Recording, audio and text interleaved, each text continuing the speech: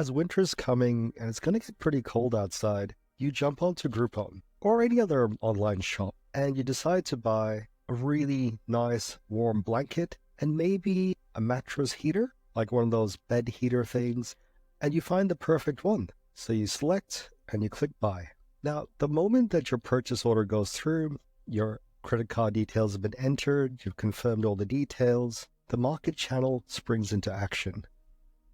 The market channel, a set of interdependent organizations that facilitate the transfer of products moved from one organization to another. For example, from a producer to business user or consumer. Now, whether it be Groupon, Amazon, eBay, these are all platforms through which products are sold, and your order has now joined the queue. In order to fulfill your order, various channel members will be contacted to fulfill your order. Channel members are all the parties in the marketing channel who would negotiate with one another to buy and sell products and facilitate the change of ownership between a buyer and a seller, moving the product from the manufacturer into the hands of the final consumer. For example, the supplier or producer, and they will pack your product and send it through distribution channels, say post, and then eventually to you, the end consumer. So every time a product goes through an intermediary, the price jumps up because of the functions that an intermediary performs. For example, direct channel, from producer to consumer, normally there's good discounts to be had here because we're buying it directly from source. Traditionally, farmers markets are supposed to be kind of cheap. Prices there are fantastic for fruits and vegetables. Now, if you haven't been there, definitely go check it out. Compare the prices that you pay at, say, Woolies or Coles, which are retailers, compared to going direct to consumer. Let us use an example. This business produces French cakes and desserts. In these modern production facilities, well-educated confectioners develop recipes and create delicious cakes and desserts, ready to be sold and distributed to cake-loving customers. What will impact the success of the chosen distribution channels? And subsequently, which considerations are relevant when making their choice of distribution setup? Let us imagine that they had the idea of selling their cakes and desserts in rural areas through roadside self-service booths where customers were expected to show up and purchase the products without any assistance. In this case, we could argue that they should first of all have considered some market factors. Firstly, what is the location and concentration of their customers? Is it likely that they will be able to sell to a suitable amount of customers with this kind of setup? Secondly, do their customers expect to buy these types of cakes and desserts at roadside booths? If not, it could be a challenge to convince them of the value in doing so. Thirdly, we would advise them to consider whether the customers would be able to get the information and service expected when using this type of setup. Our recommendation for French Cakes Corporation would, amongst other factors, depend on their answers to these questions about market factors. Let us imagine another scenario where French Cakes are considering establishing a chain of French Cakes cafes, through which they will sell their cakes and desserts. In addition to the market factors which we have already discussed, we as marketers would also advise them to consider some factors about themselves. Firstly, do they have the required resources to undertake such an investment, regarding both time, money, and people? Secondly, what level of control do they desire from their distribution channel? Owning the distribution channel gives ultimate control, but it comes at a price. Thirdly, we might discuss with them whether their product range is wide enough to meet customers' needs. So, our recommendations for this company would, amongst other factors, also depend on their answers to these questions about themselves. We could also imagine that the company were keen on creating an online web shop where their customers could order their cakes and desserts and get them delivered directly to their homes. In addition to the market and producer factors which we have already discussed, we would also advise them to consider some factors about the actual products. Firstly, does the perishability, the fairly short shelf life of a cake or dessert, suit this type of distribution?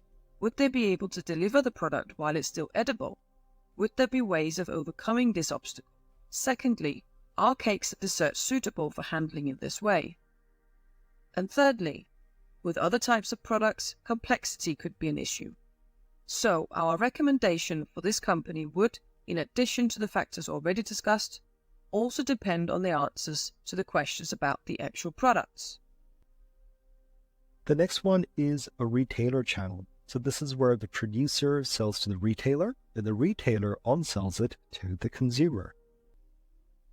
We might also imagine that the company is keen on distributing their products through supermarkets in order to reach a large number of people from their target group in this way. In addition to the previously discussed factors, we would also ask them to consider some facts about their competitors. Firstly, which channels are their competitors using? And secondly, is it possible to achieve differentiation through choice of channel? Let us imagine that in one particular supermarket chain, consumers are not exposed to the competitors' cakes or desserts. Distributing the products through this chain would therefore enable them to differentiate from the competition and ultimately have a better chance of selling their products to the end consumers. The third one is a wholesale channel, so producer to wholesaler. Wholesaler will buy in bulk, like really large quantities. They'll break it down further for retailers, and then retailers will break it down to individual units that we will buy. For example, with petrol. So petrol is produced by, let's say, companies like Kuwait Oil Company or Aramco, which is the oil company in Saudi Arabia. They will sell the crude oil to companies like BP, who will refine it, who will then on-sell it to retailers like United or through their own BP service stations, who will eventually sell it to us, the consumer. And every time it goes through someone's hand, or every time an intermediary gets involved, the price of the product jumps up. The last type, agent broker channel. So producers who sells to agents and brokers who may find unique wholesalers who are interested in the product, who will then sell it to retailers and then eventually us consumers. Like, look at sriracha sauce. It is so expensive. The reason for it is that this product is more of a specialty product, so people are looking for it. However, it doesn't sell in huge quantities, say compared to Heinz ketchup, as a result of which agents or brokers would have been approached by the producer, or they would have sought out the producer to say, hey, we could open up new markets for you in foreign countries. They would have gone to trade shows and events where they would have met other wholesalers and product tested it or displayed the product to them. The wholesalers would have got interested and started stocking the product and then promoted that to retailers. And then eventually a retailer like Coles and Woolies would promote the product to us end consumer, and every step of the way the price of the product goes up because someone had to work for it. So this is why when you look at the online world and you go direct to consumer, online is so much cheaper. In saying that if you're walking through a Coles, a Woolies, a JB Hi-Fi, Harvey Norman, any physical store that you already have a pre-existing relationship with, you're more likely to trust a product, even though you've never used it or experienced it yourself, because you trust the retailer. So this is where there's pros and cons for both approaches. We would determine whether we're dealing with consumer, B2B, and or services distribution channels. Distribution intensity should be looked at. To what extent and in which context do we want our product or service to be available to the end consumers? Thirdly, we would consider whether to use independent intermediaries, setting up a franchise operation, or perhaps go for channel ownership. We should also look at the physical distribution system, which would include decisions on transportation of goods, inventory issues, and order processing procedures.